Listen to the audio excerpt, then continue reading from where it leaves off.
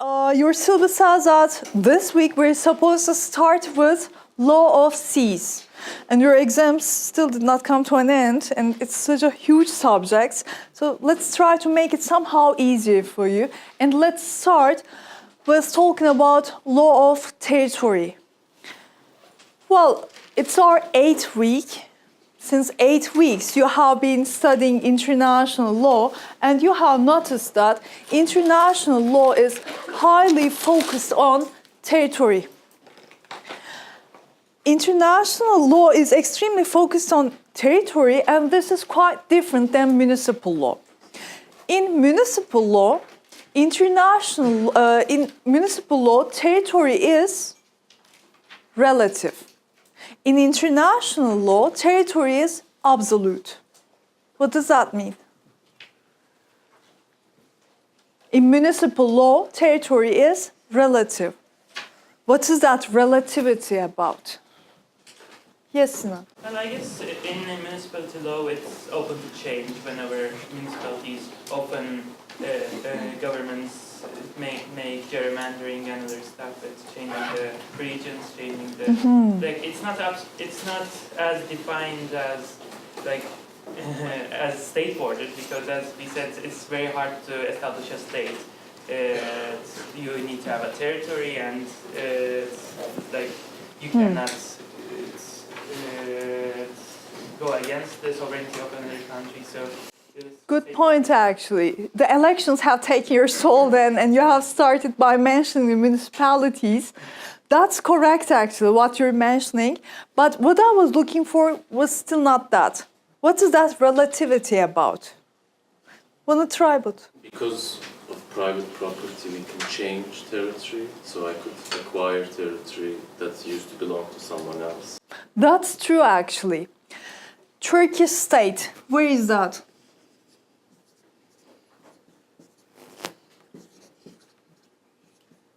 What is this? The address of Turkish Republic, right? There are longitudes and latitudes. And can Turkey move somewhere else? Can Turkey expand, conquer new lands? No. Well, in municipal law, property can change from person to person. You can buy new territories. You can move. Your address is not as fixed as the address of Turkish Republic. You can rent your property. You can sell your property. Or people die, actually. And when they die, what happens to their territory or to their property is inheritance. Therefore, we talk about law of inheritance, law of succession. All right? People die, and their relatives then start owning those properties. This is what I mean by relativity. And in international law, territory is absolute. And Turkish Republic has an address that's absolute. Therefore, we can say that a state cannot be flowing in the water. It cannot be flowing in the air. It has to be fixed on a piece of earth, on a crust of earth. So what we understand from territory is that that's soil. It's not moving. This is also known as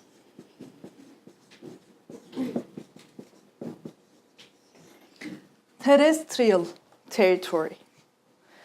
So, for international law, territory is highly important because the main actors of international relations are perceived by international relations discipline, plus majorly by international law, that they are states. And an entity can become a state through its territory.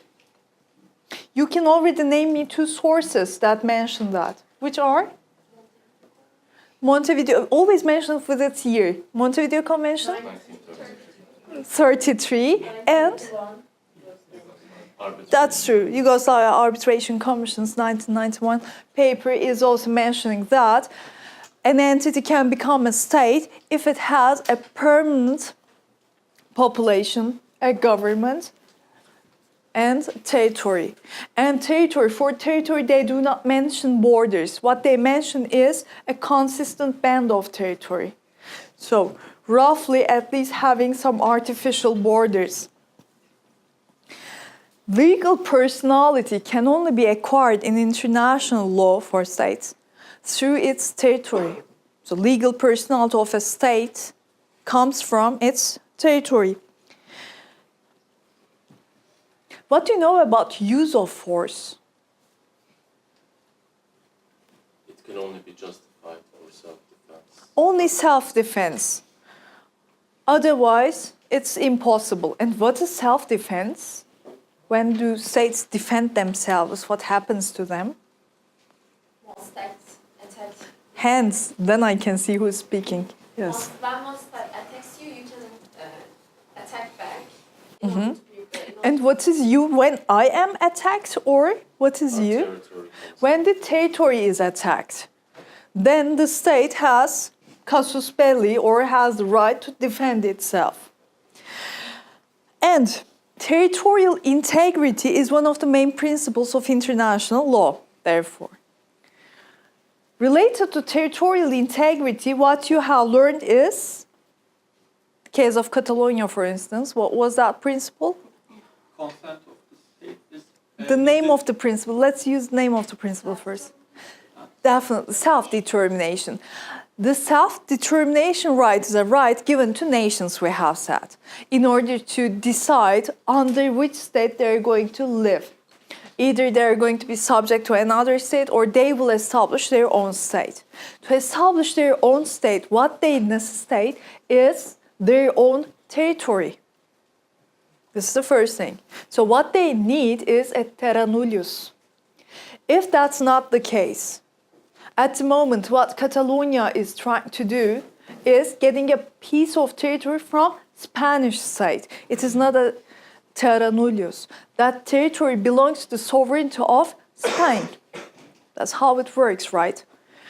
So self-determination can also be used through terra nullius. And it cannot be a secessionist movement. It cannot be an assault to the territorial integrity of another state. And a state has right to defend itself when it is attacked. Either its territory is attacked or its interests are attacked. Interests of a state. What are interests of a state? What can be the interests of one state? The oil in Iraq, can it be the interest of Turkish Republic? Say it louder. You're smiling already. Perhaps Say- if there's a legitimate cause, it can. For instance, we need that oil to Okay. help heat our homes. So Mm-hmm. it could be legitimate. And you were saying something, I guess? I was saying that like it was an interest for you, so why not? It's completely illegitimate. Otherwise, I mean, you know, there are many sources all around the world. in some cases, like versus the water issue, versus we have like Rivers, rivers. Yeah. don't mention it yet, good point. Actually, sovereignty is established over territory. And territory is, okay, piece of soil. And here are some strawberries and potatoes. And they are natural resources of state A. And here is oil, here is gas, here is clean water beneath the soil. Then they also belong to state A, all right? So sovereignty includes the natural resources as well. And therefore, oil in Iraq cannot be the national interest of another state. National interests can only be established within own territory, own boundaries. tell you where your interests are ending and where they start. How about jurisdiction area?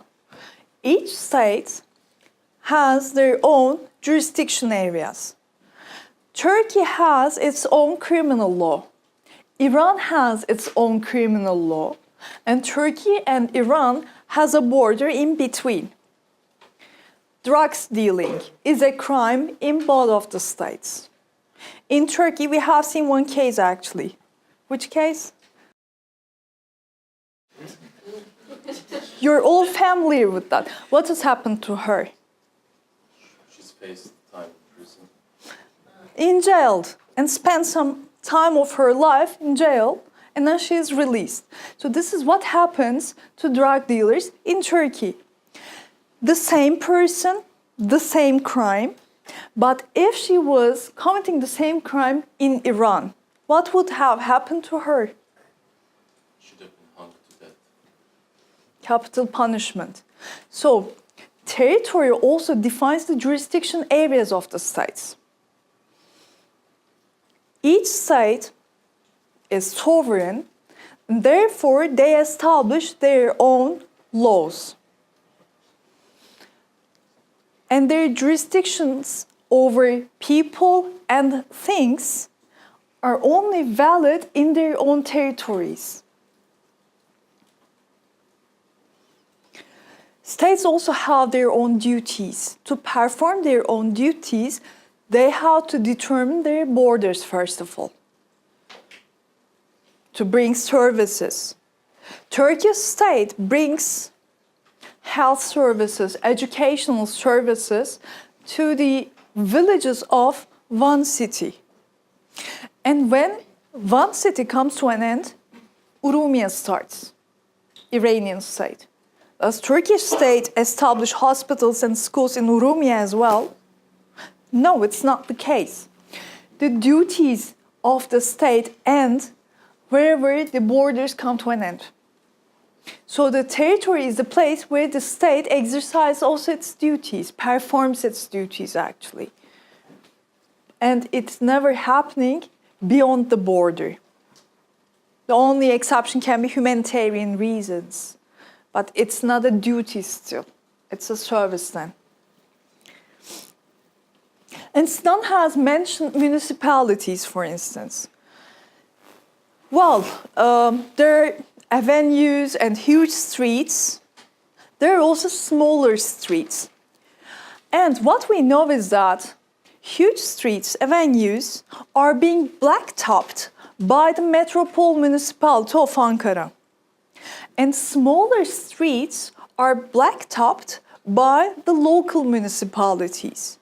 So the state is performing its duties, and still that performance is split according to territories. Metropole Municipality, Büyükşehir Belediyesi, is responsible for certain streets. Local municipalities, Municipality of Çankaya, Municipality of Yeni Mahalle, they're responsible for smaller places. So even while performing their duties, state is still trying to determine certain territories, even in its own land. So this is the importance of territory. So territory is the most important attribute of a state, according to international law. And territory is terrestrial. We have that. Now imagine, well, that's torture. You're in Bodrum, Antalya, wherever. Your feet is still on the sand. You're on terrestrial territory. Then you start swimming. Now your feet are also in the water. Did you leave Turkey immediately? No. Definitely not. No one tries to leave country like that, right? So this means you know that the state also has its fluvial territory. It's also known as maritime territory. So waters, territorial waters are also territory of one state. You can have your own private jet. Can you freely fly over Bulgaria whenever you wish? No, you cannot. It's not yes. You cannot. Why so? If you enter to airs of another state without permission, probably you are going to be downed because you'll be perceived as a threat. So what we know is that states also have their own aerial territories. So with your private jet, by certain permissions, you can fly over other states. But without permission, just like asking for a visa, you know. Therefore, territory is threefold. But for establishing legal personality, terrestrial territory is necessary.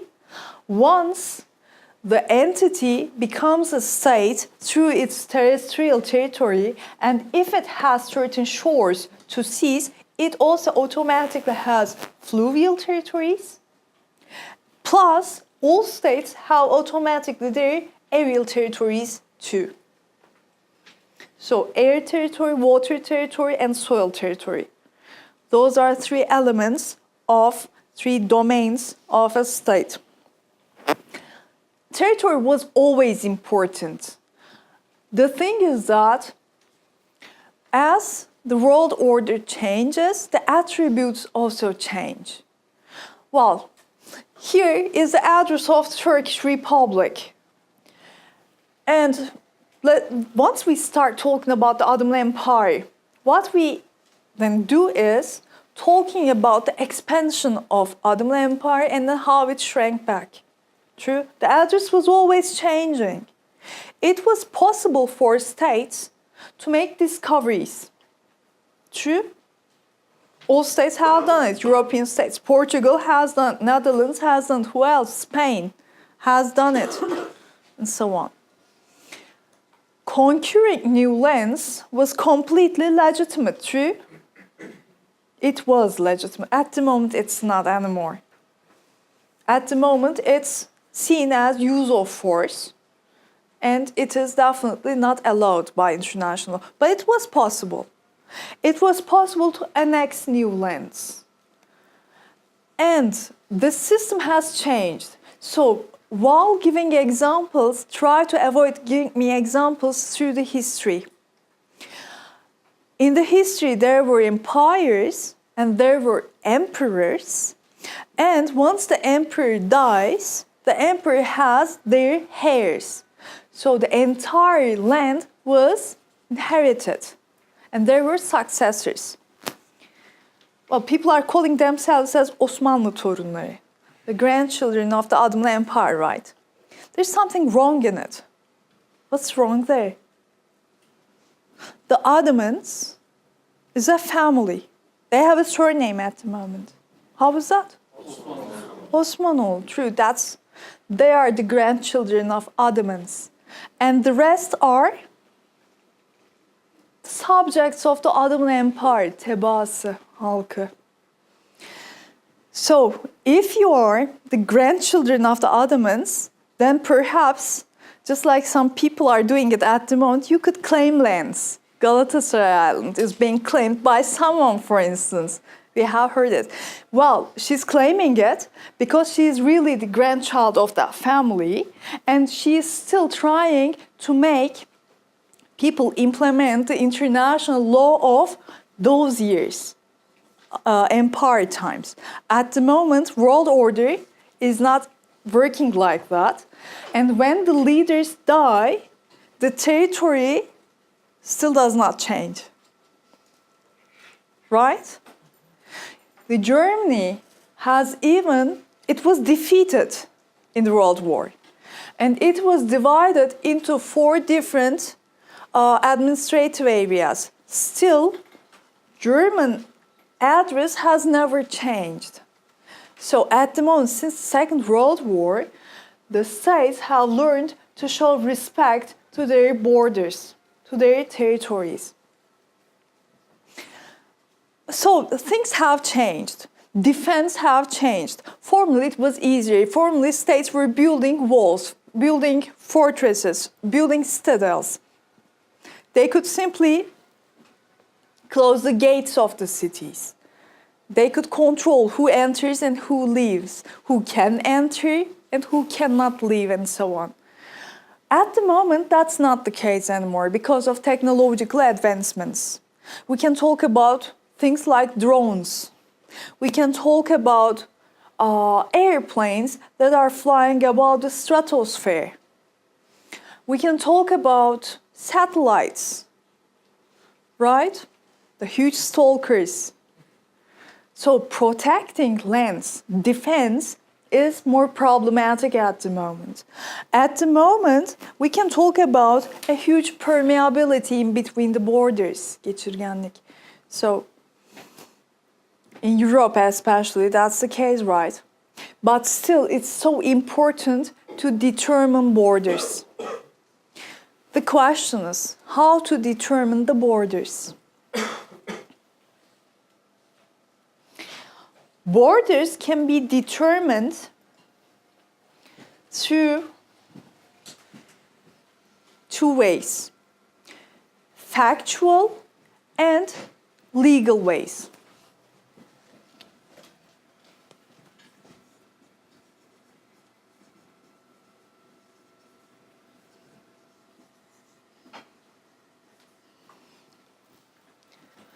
To determine borders, we need facts, first of all. Like in here. What are the names of them once again? What are they? You said it? Longitudes and latitudes.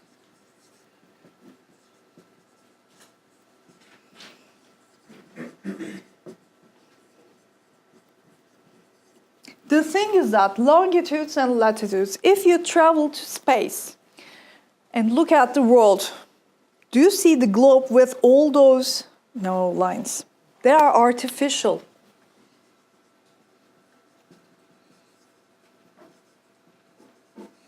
Longitudes and latitudes, they provide us factual data, but that's artificial. We can also talk about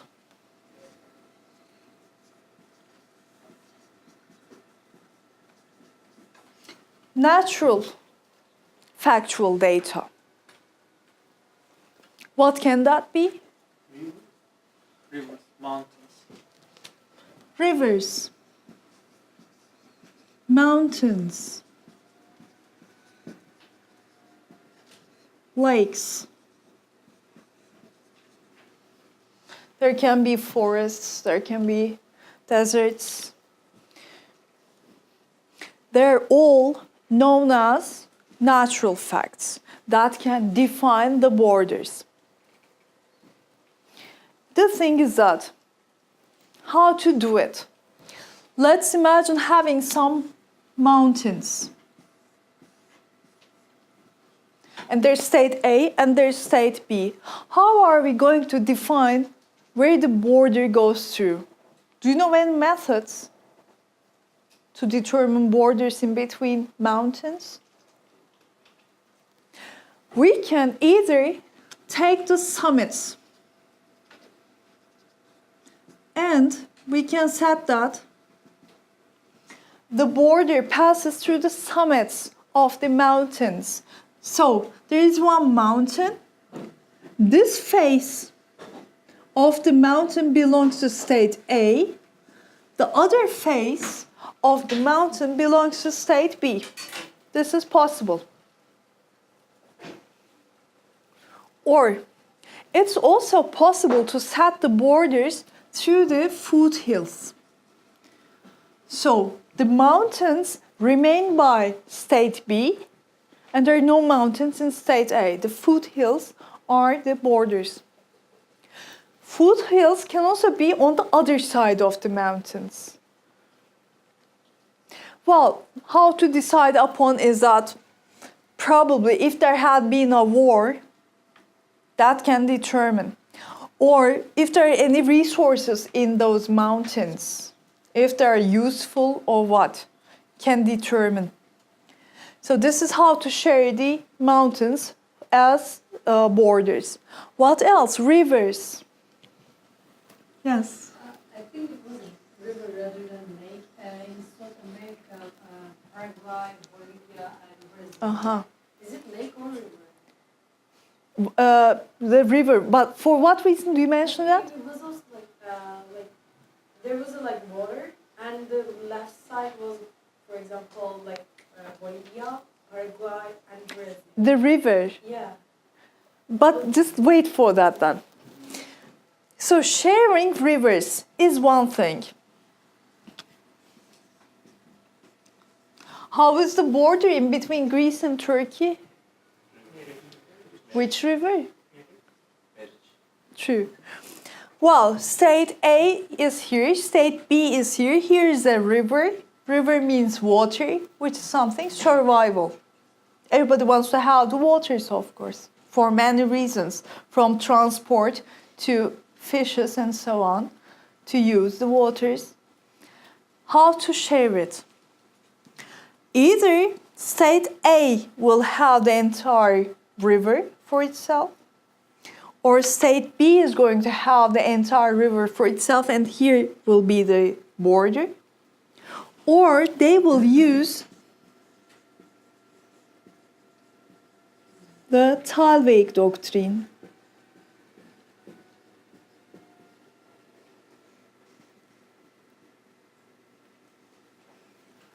Then the border will be set from the midpoints of the river. What I have drawn here is a direct line. Normally rivers take turns and so on. So they require intrinsic calculations. And as for lakes,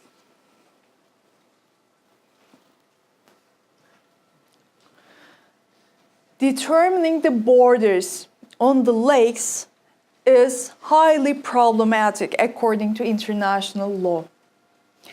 International law has many arrangements related to seas.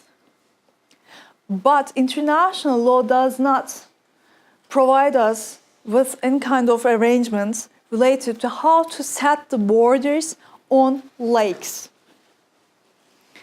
My first question is high school question. What is a lake? Try to tell me. What's the difference from a sea? Yes, no? It's an enclosed body of water that doesn't directly connect to the sea, to the ocean. It's a closed body. It's not connected to any larger sea, just like Lake Urumia here. Just like Caspian here, it's not bound to Black Sea or anywhere. The thing is that here we don't see the word lake. We come across with the word sea. What's a lake? How is that different from sea? I think we use the word sea for that Caspian thing because it's much larger than the normal lakes, and it has the climate effect of making the nearby settlements more warmer as an effect of oceans and seas we would see in coastal areas.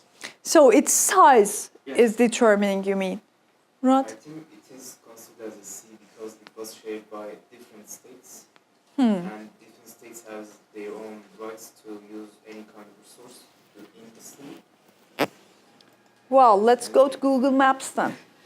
Let's see.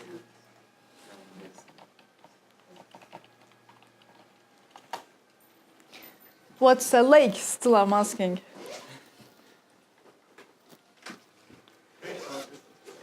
Freshwater, Fresh water, yeah, so that you can drink it, you mean? as opposed to salty. So it's not salty. Yes. That's another feature.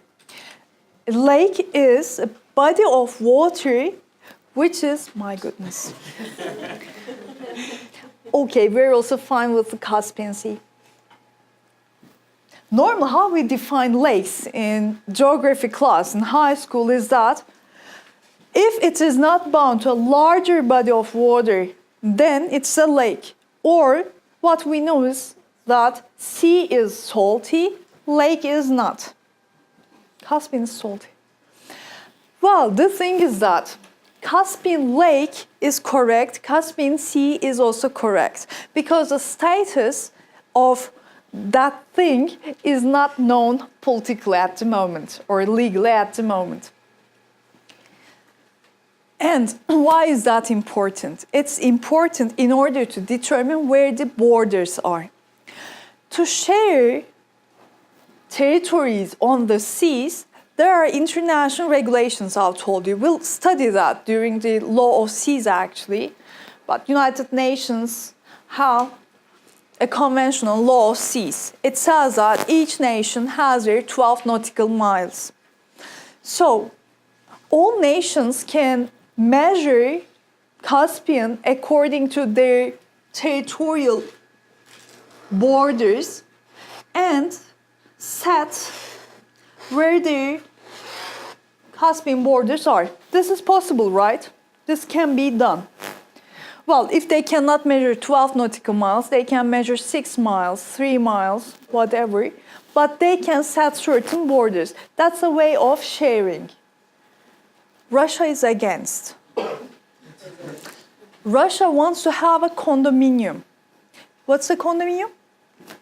You know it. Regulated by more than one sovereign over a land. True. So there is one land, multiple sovereignties. That's what Russia is asking for. Why does Russia want to have it like that? Yes. Because there's nothing on the Russian part of the sea. I mean, no gas, no oil. That's why Russia wants. If the borders are set according to their territorial borders, then the entire gas and oil remains somewhere here. Well, Caspian is very generous. Caspian Sea has a lot of expensive caviar in it, right? It has pearls in it. It has many fishes. More importantly, it has oil and gas in that. Therefore, sharing is problematic. And Iran has made a mistake. Iran could share its borders with Soviet Russia before 1990. And there were just two partners then, Iran and Soviets.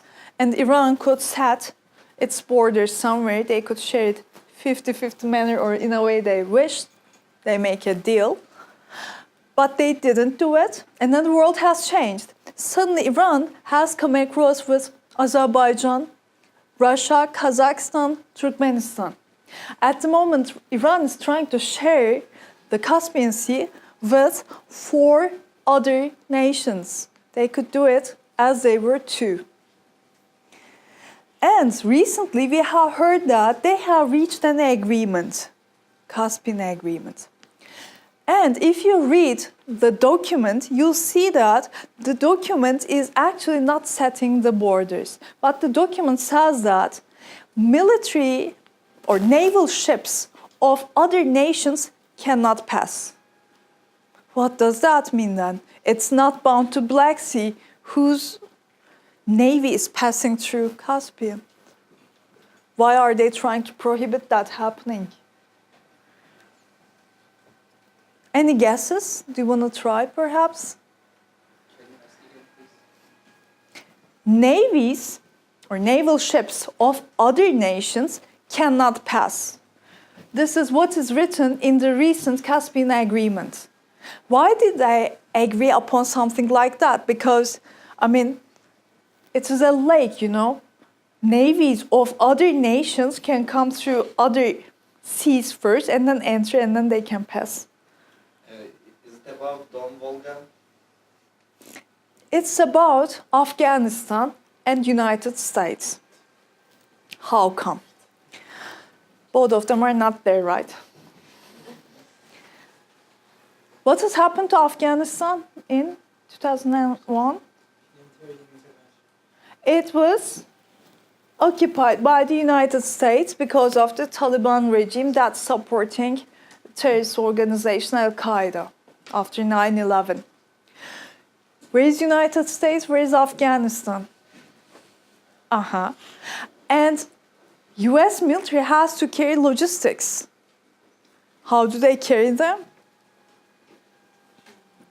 How do they transport everything? With their frigates there. There are various ways actually, but one of the ways is that first they arrive Azerbaijan and then they load the ships and send them to Turkmenistan, and then we again unload them, and from Turkmenistan they bring everything to Afghanistan. US military ships full of weapons and other logistics passing through Caspian Sea. Who is there? Guess who would be irritated?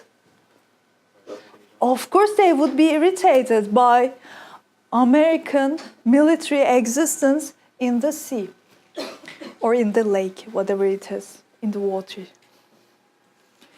Well, there's a huge problem over there, and that problem cannot be solved at the moment because we don't have a prior regulation. We don't have regulations telling us how to set the borders on the lakes. And when the lake is in the territory of one state, it's not a problem. The problem starts when the lake is shared by two different states or more states. And if Caspian Sea is rich, we have said. It's full of different resources. Therefore, it is even harder to share it. If the case was just sharing the fishes and who would swim until where, it could be easier probably for the states to determine where their borders are. In southern Germany, there is one lake that's known as Bodensee. Where is that, do you know? Next to Switzerland and Austria yeah. and Germany, that's true. So that's again a lake, and it's surrounded by Germany on one hand. On the other hand, we come across with Austria and Switzerland. And sharing it is not a huge problem because it's European Union, first of all, and they have arranged it. And Bodensee is not promising oil and gas for its partners.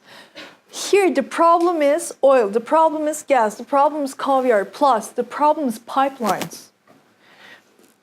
For instance, there are various projects that are planning to set pipelines, like some of them are trying to push Iran away and set a pipeline in between, let's say, Turkmenistan and Azerbaijan. And sometimes Russia is against, so it's trying to set pipelines through, let's say, Kazakhstan that goes over Russia and then bring the entire gas to Europe. So strategically, it's also important while setting the pipelines. In high seas, in international waters, everybody can set pipelines wherever they wish. How about here? Here we don't see any kind of high seas, international waters. But whose waters are they? That's also unclear. So lake is the most problematic natural occurrence to set borders for many reasons. For the resources in it, for strategic reasons, for geographical reasons, and so on. And because this is an international relations class mainly, I need to share this with you. Diplomatically, it's always easier to solve problems in between two partners than multiple partners. If Iran had solved this problem with Soviet Russia, it would be easier. At the moment, Iran has to solve this problem with 4 other partners. Or we have seen that in northern part of Iraq, a new state is trying to emerge, the Kurdish state. Well, because of self-determination rules, it has hit some walls. It did not happen. The thing is that Turkey did not set well how to share the waters of Euphrates and Tigris with Syria and Iraq. It's not well designed. Well, Syria, one partner, Iraq, one partner. What if a Kurdish state is established and the number of partners will be higher even? And it will be even harder to solve. So less number of partners mean better chances to find a solution. Keep this in mind. Well, we were talking about how to set the borders. And I told you, we need factual data and we need legal regulations. For factual data, what we need is either artificial data, like longitudes and latitudes, or we need natural facts.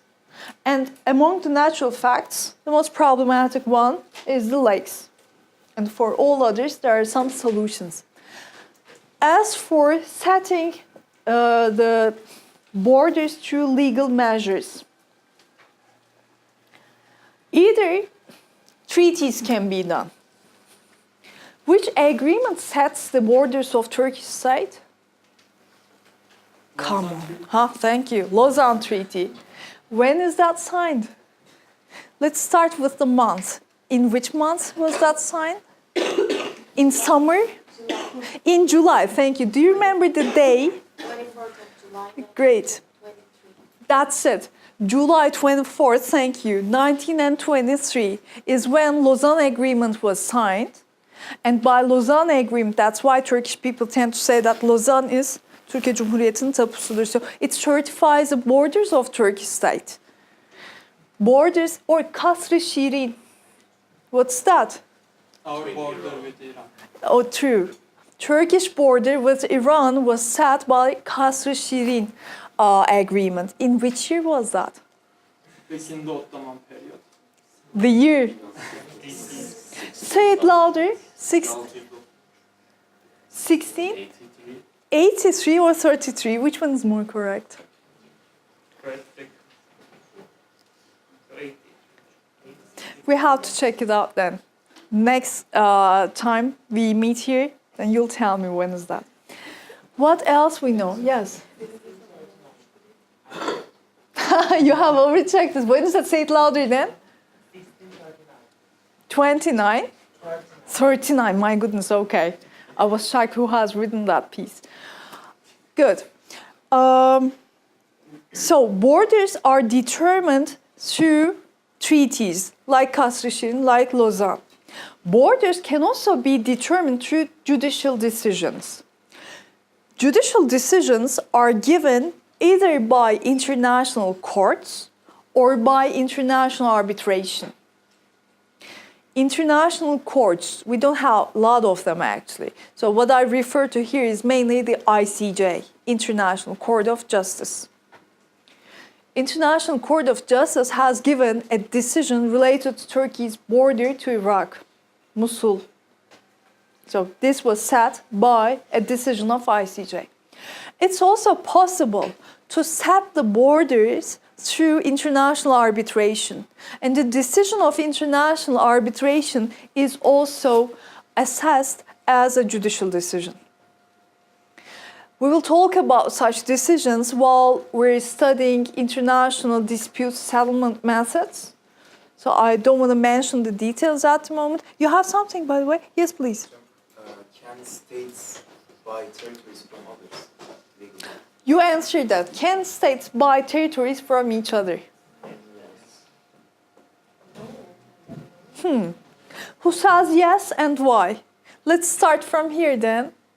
Because maybe we can say this very change, but United States buy the Alaska from the Russia. We can say that of course the chain, the terms change, the road change, but I think if the consent of the state was given, then the can be made by. That's it. The key is always the consent. Otherwise, we have said that territory is something absolute in international law. So you cannot simply offer other states money to buy it. It's not something normal and regular.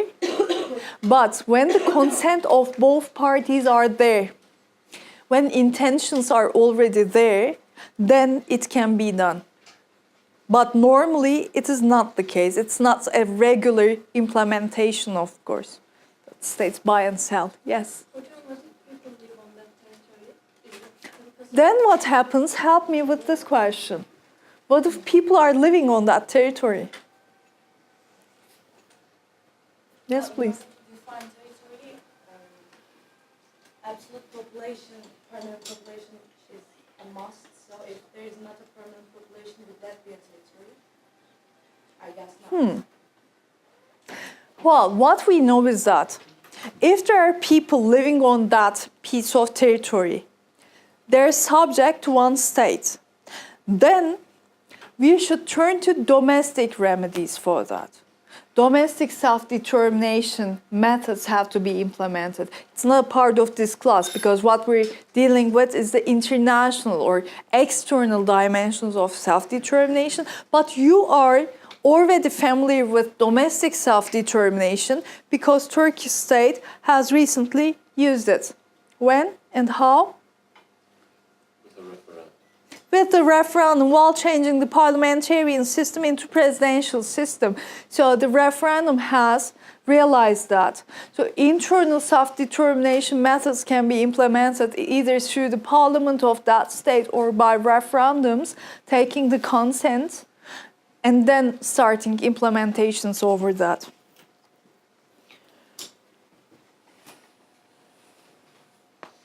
So we have mentioned mountains, we have mentioned lakes and rivers as well. Territorial disputes.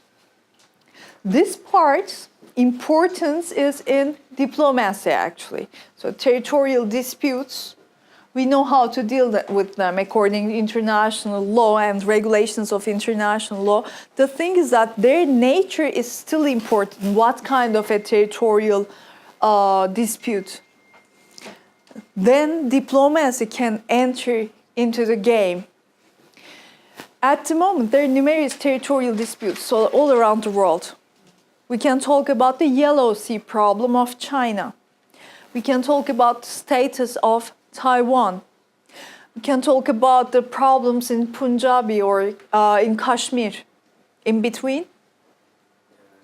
India and India and Pakistan. Pakistan. How about Azerbaijan? True. Definitely. Nagorno-Karabakh problem. And so on. So there are numerous Israel, Gaza problem, that's a territorial problem, of course, Palestine. Cyprus, just like Taiwan, that's again a territorial dispute. The thing is that the nature of the territorial dispute differs. Some of them are related to the status of that territory, like Taiwanese case, like Cyprus case. If it's a state or not. What kind of an entity is that? Does that entity belong to another state or is it sovereign on its own? This is one kind of problem. Border disputes happen, like the Uzu problem in between, well, Somalia, Kenya, Ethiopia problem. The genocide in Rwanda was stopped by Uganda because Rwanda was already entering to territories of Uganda. So that's, or Uganda, that's how it was happening. Border disputes. Self-determination problems, the Catalonian problem, or Kurdish state problem, Scotland problem. This year we'll see the referendum being redone for Scotland, if I'm not mistaken. We come across with geographical, historical demands. We can come across with religious demands. What do I mean? Religious territorial demands reminds you of Jerusalem. Israel. And also Lebanon, maybe. What do you mean by Lebanon? Then the entire promised lands, the Canaan Because they lands. have this confessional system. Each sect has some authority. Ah, that you mean. Okay, that's also true. But that's a well-set, established system actually, you're right. So, historical demands, geographical demands, cultural demands, religious demands are also territorial disputes that we come across. This is how Israel is established. Israeli people wanted to go back to their promised lands. Or Russia has annexed Crimea, and people in Crimea, they say that they're historically and culturally more bound to Russia than Ukraine. The thing is that this is an international relations class, and you're supposed to know about this because that's a tool of diplomacy. And we do not say this is the right way of using it, this is the wrong way of using it. There's no rights or wrongs, but there's diplomacy. Imagine the northern part of Iran, there's one city, Tabriz. People living there are speaking mostly which language? They speak Turkish. To which confession do they belong? Shia. No, it's twofold. Either Turkish state can start claiming that, well, they also belong to Turkish state, we share the same culture, we share the same language, we're all Turkish. This can be one way of politics. Iran can claim that we're historically bound, they're also Shia people. That's another way of claims. And this may create a dispute over the territories. And both of them are using them. Well, at the moment, it cannot create actually. We know that Tabriz belongs to the sovereignty of Iran. But it's just an example just for further diplomatic problems that you come across with. And at that point, the legal part is already clear. Yes, sovereignty is one sovereignty, one land, and so on. On the other hand, we can also come across with such disputes as well.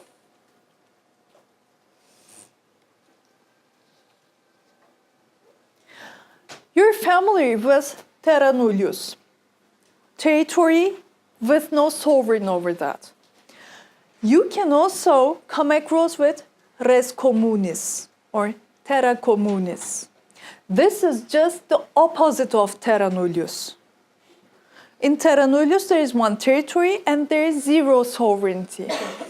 In res communis, there is no sovereignty of one single state. Everybody can enjoy equal rights on that piece of territory. Just like outer space. US astronauts have landed on the moon, but they do not claim that, well, we have planted our flag on the moon. Now it belongs to us. Never look at it. If you're looking at it, then pay taxes. No one says that. Because moon is res communis. It belongs to entire humankind. Everybody can enjoy equal rights. High seas, international waters. In international waters, everybody can go and, well, we'll talk about this actually during law of seas, but we have equal rights in high seas. So that's res communis. There's a typical question that I each year come across about high seas, that it's res communis. What if a child is born in high seas? Does that become an international citizen, world citizen? Tell me, how is that? No? Because there's no such thing as world citizenship. That's true. There is no world citizen. If that was the case, I mean, my dears, pregnant women are flying to United States to give birth, and if it was the case, we could come across with numerous ships bringing pregnant women to high seas. The child is born with world citizenship, and then they come back to their lands, and that would be so easy, right? Yes. So that's not true. There's no world citizenship. When a baby is born on board, on a ship, on an airplane, in the International Space Station, if you want to exaggerate, then the kid gets the nationality of either its parents, through its blood, through its soil, water. There are certain regulations related to nations, and that's how nationality is bound. Otherwise, world citizenship does not exist. So, when we talk about terra communis, what we refer to is outer space. What we refer to is celestial bodies, planets, like moon. What we refer to is high seas. We can also talk about the North Pole, South Pole, but it's a little bit complicated. I don't want to start with talking about North Pole, South Pole without giving you information related to the law of seas. Therefore, we can just leave it for now.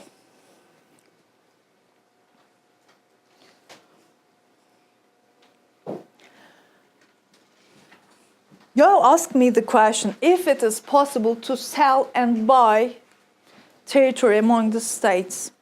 Actually, how territory is acquired is a question. Territory is acquired actually by force, by invading, by annexing. Like the case of Crimea, that's how it has happened. Well, actually, that's not legal, but we see some examples of that. Some states conquer the others. Or there are constitutional means. Constitutional means refer to legal regulations. To acquire new lands, the states can make agreements with each other. Again, the consent is the key. The states show consent to each other that they want to merge, for instance. Who has merged? We have seen East and West Germany merging together. Or Czechoslovakia was one state, and both of them have shown consent, and they have become separate states. So what they have done is known as constitutional means. USSR was a confederation.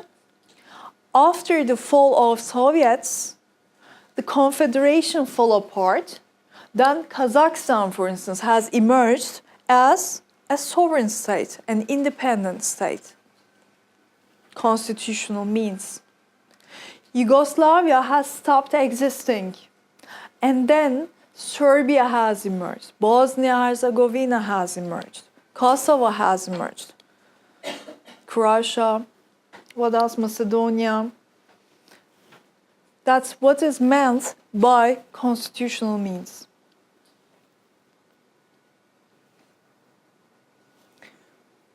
Do you have any questions?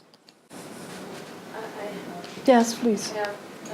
For example, like the issue in the Caspian Sea, you mentioned that in IR, in ministry, if Iran had an agreement with USSR at that time, if the problem was solved way easier. But let's imagine it happened and there was an agreement solved perfectly. But then the USSR would collapse and would. In the first instance, they remain, the agreements remain in the first instance. And then they're renegotiated when necessary, but otherwise they remain. Okay? Everything is not nullified. So, because the other partner is still there, and for the other partner, everything remains well regulated. And then the new government is established, and if the new government wants to renegotiate the terms, they start. But in the first instance, the agreements remain. Keep this in mind as well, that's important. Good question. Any other questions? If not, that is all about the law of territory. And in our next class, we'll start talking about the law of seas. Yes, ma'am. Yeah, this is not very irrelevant, but what happens if the world is invaded by aliens? What happens? As you can imagine, we don't have any regulations related to that. Therefore, good question, but well, that's it. Then have a nice day.